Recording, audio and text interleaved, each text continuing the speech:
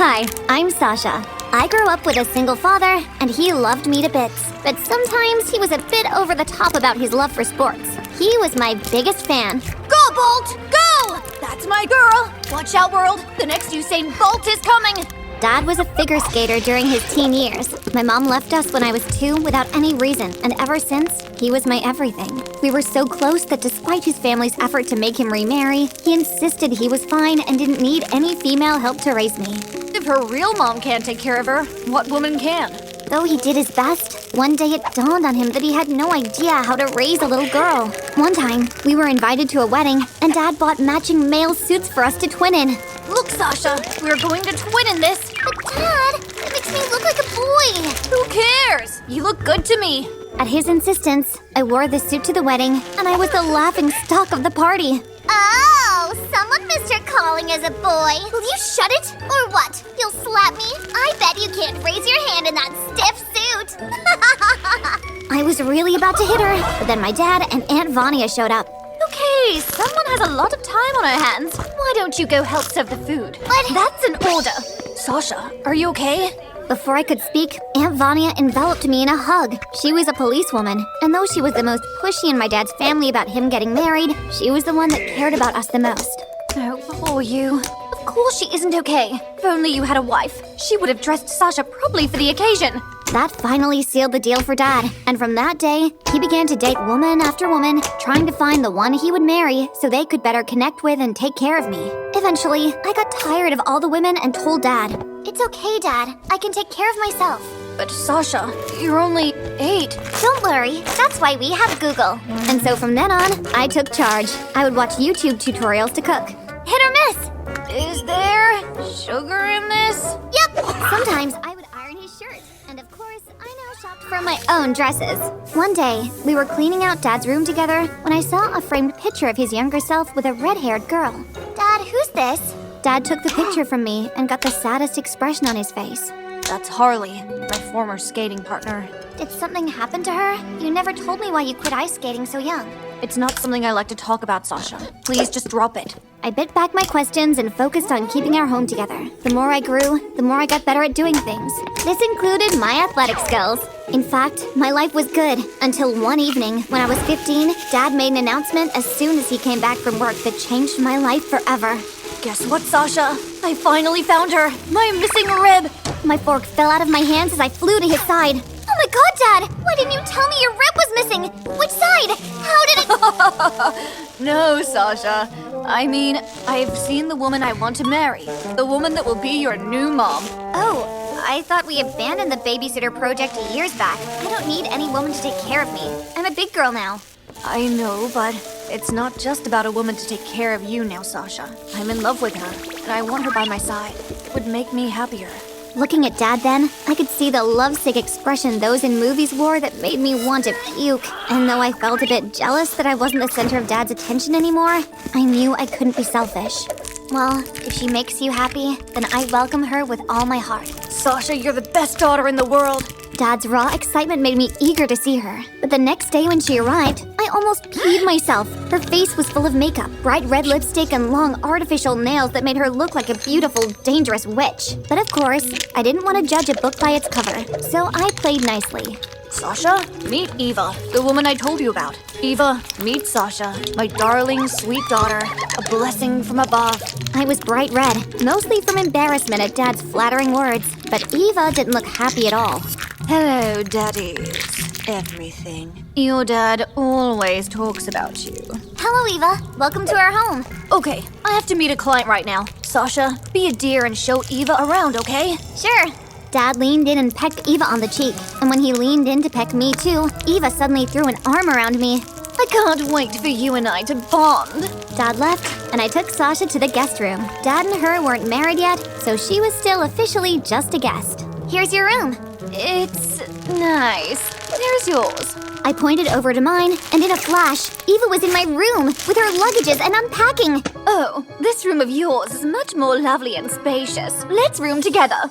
You rather share a room than have yours? Of course! I want to spend every precious second knowing my stepdaughter to be. I liked my privacy a lot, so even though I did want to bond with her, I completely disliked the idea of sharing my room with her. She was still practically a stranger for Pete's sake. So when Dad arrived, I kind of complained to him so that he could talk her out of it. But when he did, Eva brought on the waterworks.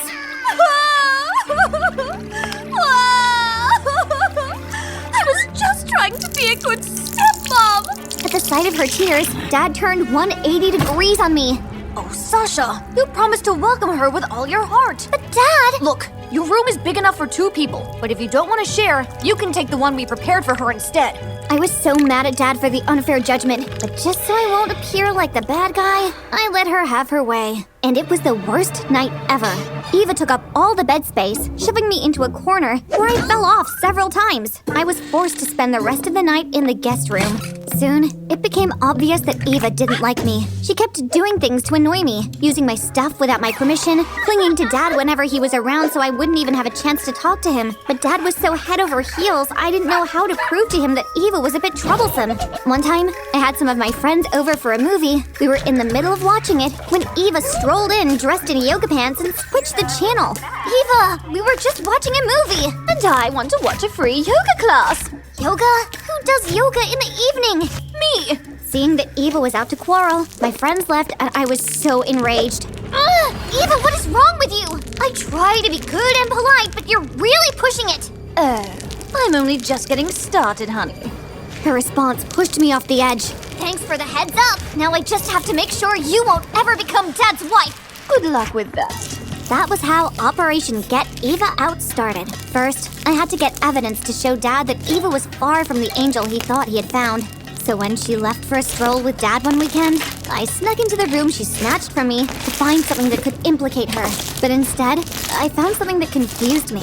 In one of her bags, I was shocked to see the same picture of Dad with a red-haired girl, but in print only. There were other pictures, and they all had my dad in them from that time up until now. There was even several pictures where I was present too. Oh my God, how does she have all these pictures?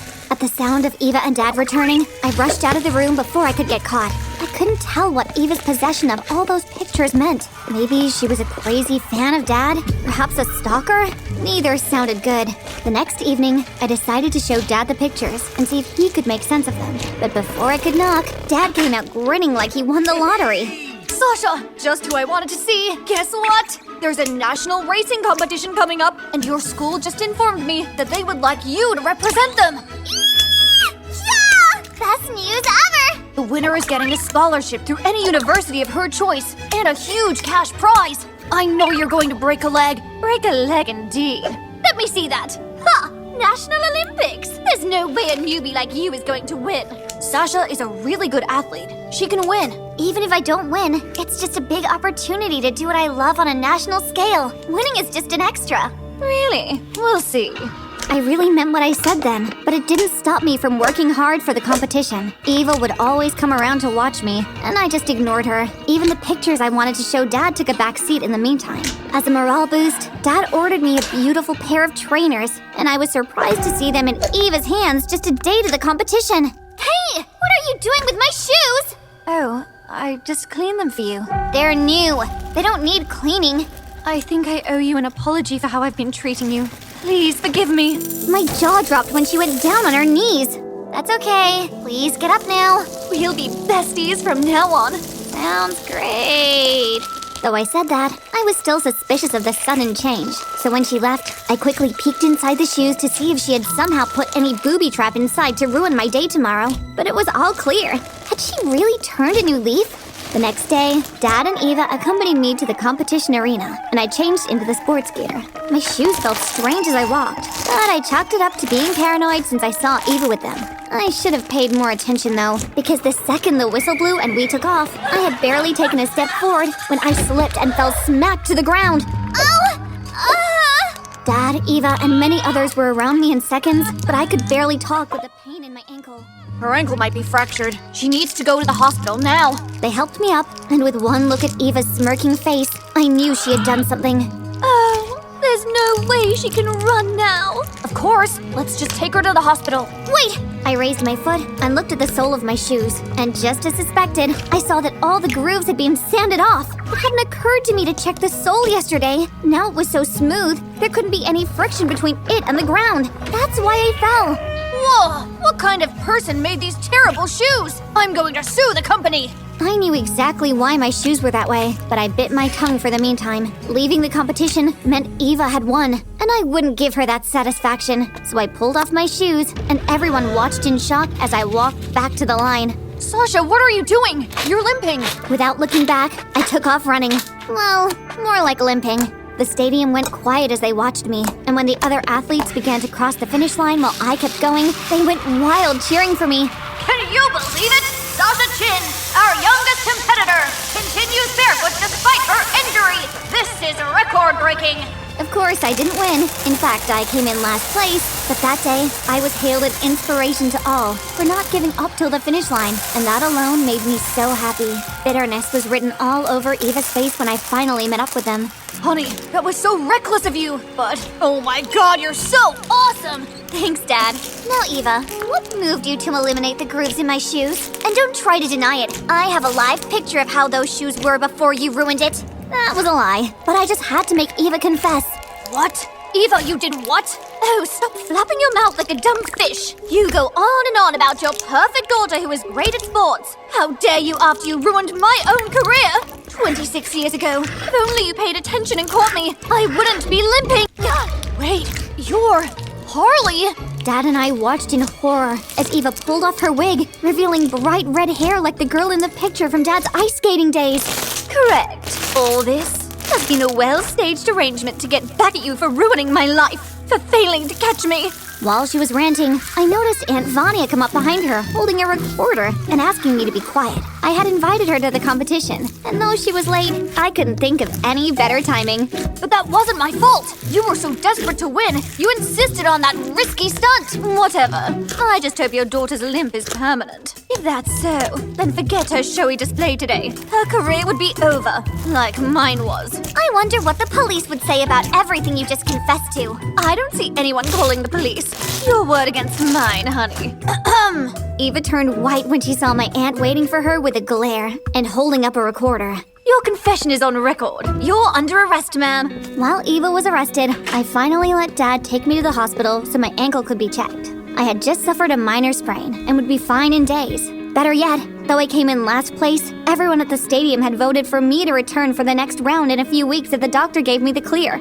So Harley is why you quit skating, huh? Yes, to impress. She was always coming up with moves that were very risky. What happened to Harley was an accident, but it shook me up so badly I quit.